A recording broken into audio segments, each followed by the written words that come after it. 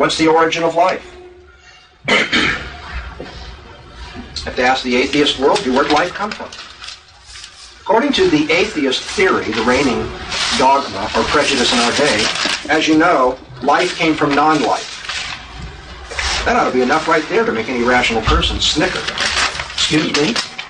Life came from non-life? In fact, I thought it was one of the established principles of biology that spontaneous generation is not true. And you know what the atheist will say? I mean, he may have a more sophisticated way of doing it. Basically, the atheist says, we want one exception. Just give us one exception to our universal rule. Say, well, if I give you one exception, it's not universal. And if we start giving out exceptions, then the Christian can just as easily say, I want an exception too.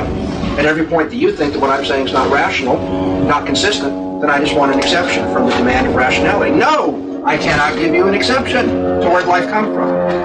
The idea that there was a prebiotic phase of evolution where chemicals just somehow came together accidentally and life originated is a preposterous scientific theory.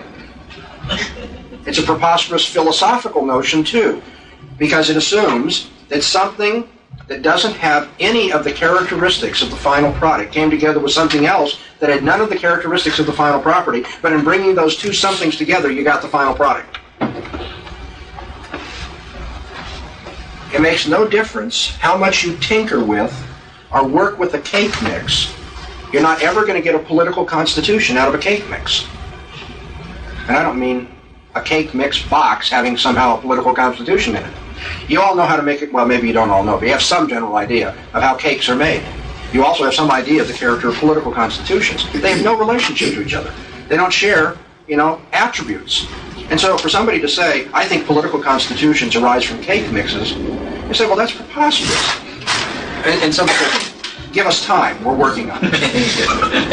That's essentially what the evolutionist is doing. He says, well, that's right, life and intelligence and morality have attributes which don't have anything to do with inert chemicals. But give us time, we're working on it. Let us tinker with the cake mix, and eventually we'll get freedom, we'll get morality, we'll get intelligence, we'll get life itself.